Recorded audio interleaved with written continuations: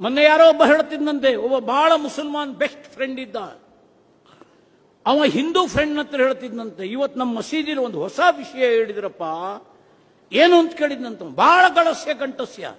ಏನು ಅಂತ ಕೇಳಿದ್ನಂತೆ ಹಿಂದೂ ಫ್ರೆಂಡ್. ಅವ ಹೇಳಿದ್ನಂತೆ, ನೀವೇನೂ ಮಾಡಕ್ ಹೋಗ್ಬಿಡಿ, ಏನೂ ಮಾಡಕ್ ಹೋಗ್ಬೇಡಿ.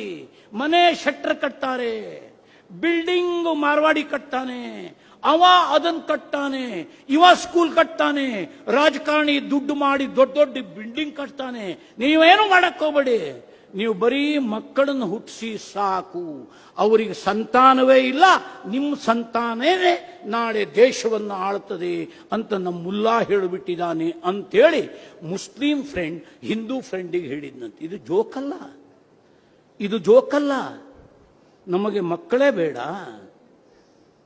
ಸರ್ಕಾರ ಕಾನೂನು ತರುವುದು ಒಂದು ಭಾಗ. ಸಾಧ್ವಿಜಿಯವರು ಪಾರ್ಲಿಮೆಂಟ್ ಮೆಂಬರ್ ಆಗಿರುವುದರಿಂದ ಸ್ವಲ್ಪ ಬಣ್ಣ ಹಚ್ಚಿ ವರ್ಣನೆ ಮಾಡಿದರು. ಸರ್ಕಾರ 10 ಕಾನೂನು ತರಬಹುದು, ಅದನ್ನು ಜಾರಿಗೆ ತರುವವರು. ನಮಗೆ ಮಕ್ಕಳೇ ಬೇಡ, ಅವ್ರಿಗೆ ನಾಳೆ ಕುಟುಂಬ ಯೋಜನೆ ಅಂದ್ರೆ 2 ಮಕ್ಕಳನ್ನ ತಂದ್ರೆ ಎಲ್ಲರಿಗೂ ಅಂತ ಇಟ್ಕೊಳ್ಳಿ. ಅವರು ಎರಡೆರಡು ಹೆಂಡತಿ ಹತ್ರ 4, 6 ಹೆಂಡತಿ ಹತ್ರ 12 ಮಕ್ಕಳು. ನಿಮಗೊಂದೂ ಇಲ್ಲ. ನೀನು ನೀನೆ, ನಾನು ನಾನೇ. ಮೊದಲು ಹೇಳಿದ್ರು ನಾವಿಬ್ಬರು, ನಮಗಿಬ್ಬರು, ನಾವಿಬ್ಬರು, ನಾವು 3 ಜನ. ಈಗ ನಾವೊಬ್ಬರು, ನಮಗೊಬ್ಬರೇ.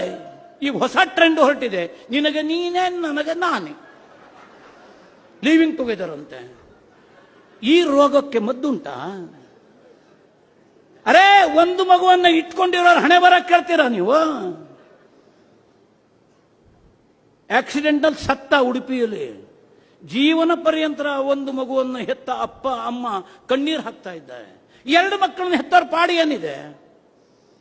ಒಬ್ಬ ಒಬ್ಬಳು ಲವ್ ಜೆಹಾದಿಗೆ ಬಲಿಯಾಗಿ ಓಡ್ ಹೋದ್ಲು. ಮಗ ಗಾಂಜಾ ಹೊಡ್ಕೊಂಡು ಕೂತ್ಕೊಂಡ, ಅಪ್ಪ ಅಮ್ಮ ಬೇವರ್ಸಿ. ವಾಸ್ತವ ಸಂಗತಿ ಬಗ್ಗೆ ಹೇಳ್ತಾ ಇದ್ದೀನಿ ನಾನು. ಹಾಗಾದ್ರೆ ಸಾಮಾಜಿಕ ಜವಾಬ್ದಾರಿ ನಮ್ಮ ಹೆಗಲ ಮೇಲೆ ಇಲ್ವಾ? ಲೆಕ್ಕಾಚಾರ ನಮ್ಗ? ಆರ್ಮಿಗೆ ಎಲ್ಲಿದ್ದಾರೆ ಜನ? ಮಕ್ಕಳು 2 ಮುದ್ದಾಗಿ ಸಾಕುವುದು, ಕಲ್ಲೊಳಗೆ ಕಾಲಿಟ್ರೆ ಹಣ ಅಂತ ನೀವು ಕೂಗುದು, ಯಾರ ಜೊತೆಗೂ ಹೊರಗೆ ಬಿಡೋದೇ ಇಲ್ಲ. ಬರೀ ಕರಿಯರ್, ಇಂಜಿನಿಯರ್, ಮೆಡಿಕಲ್, ಅದು ಇದು, ದುಡಿಮೆ, ಹೊಟ್ಟೆಪಾಡು, ಬಿಲ್ಡಿಂಗು, ಕನಸು.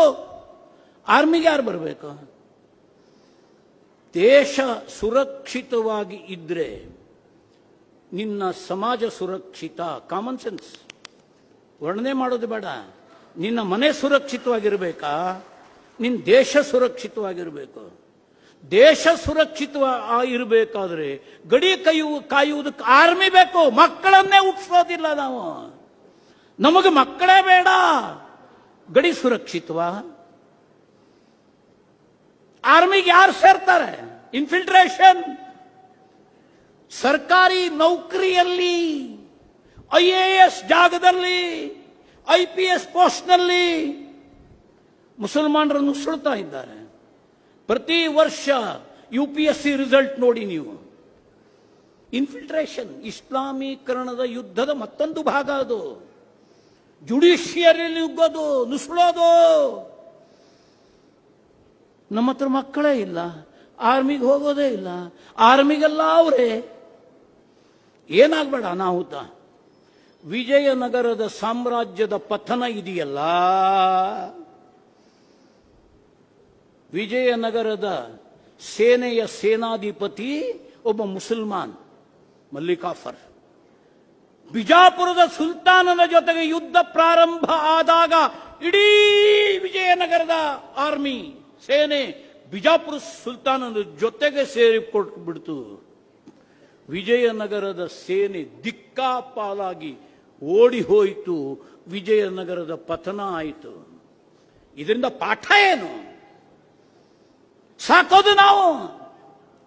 ಹಾವಿನ ಮರಿಗಳಿಗೆ ಹಾಲನ್ನು ಹಾಕಿ ಘಟಸರ್ಪಗಳನ್ನು ಸಾಕಿ ಬೆಳೆಸಿದ ನಾವು ಅವುಗಳಿಂದಲೇ ಕಚ್ಚಿಸಿಕೊಂಡು ಸಾಯುವುದು ಎಂತಹ ಒಂದು ದುರಂತ ಹೇಳಿದು.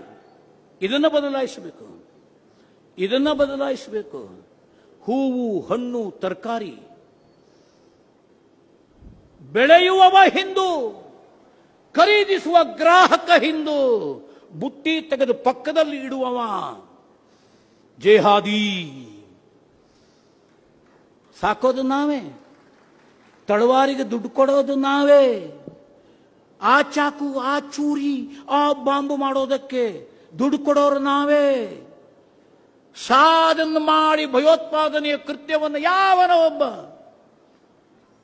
ತೀರ್ಥಹಳ್ಳಿಯಲ್ಲಿ ಹುಟ್ಟಿದ ಒಬ್ಬ ಮುಸಲ್ಮಾನ್ ಕುಕ್ಕರ್ ಬಾಂಬ್ ಮಾಡ್ತಾನಂತೆ, ದೇವಸ್ಥಾನದಲ್ಲಿ ಇಡ್ತಾನಂತೆ, ನಾಳೆ ನಿಮ್ಮ ನಡುವೆ ಇಡ್ತಾನಂತೆ. ಅವನನ್ನು ಸಾಕಿದ್ಯಾರು?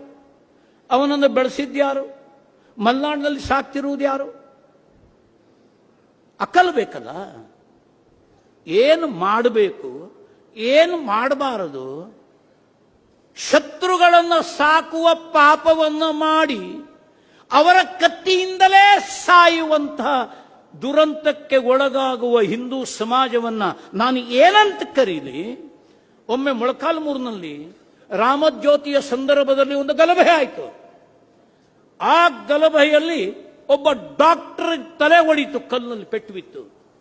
ನಾನು ಕೇಳಿದೆ ಯಾರು ಹೊಡೆದಿದ್ದು ಅಂತ. ನಮ್ಮ ಆಸ್ಪತ್ರೆಯಲ್ಲಿ ಕಾಂಪೌಂಡರ್ ಆಗಿದ್ದ ಮುಸಲ್ಮಾನ್ ಹುಡುಗನೇ ನನಗೆ ಹೊಡೆದ ಅಂದ್ರು ಅವರು. ಎಂತ ನಾಚಿಕೆಗೇಡಿದು.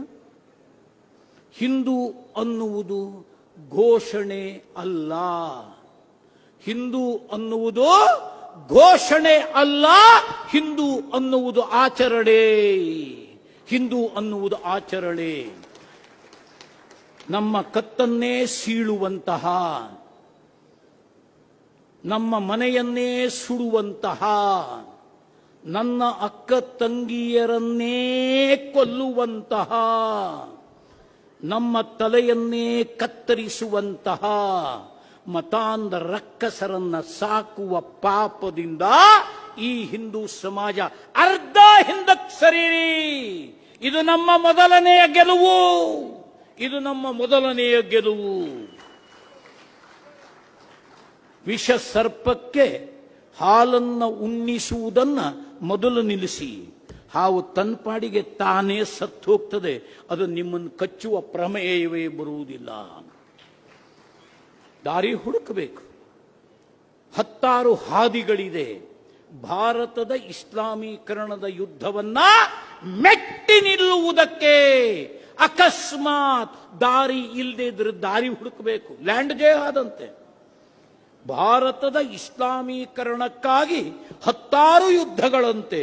ಅದರೊಳಗೊಂದು ಲವ್ ಜೇಹಾದ್ ಅಂತೆ, ಇನ್ನೊಂದು ಎಕನಾಮಿಕ್ ಜೇಹಾದ್ ಅಂತೆ, ಮತ್ತೊಂದು ಲ್ಯಾಂಡ್ ಜೇಹಾದ್ ಅಂತೆ, ಮಗದೊಂದು ಹೆಲ್ತ್ ಜೇಹಾದ್ ಅಂತೆ. ಜೇಹಾದ್ ಜೇಹಾದ್ ಜೇಹಾದ್ ಜೇಹಾದ್.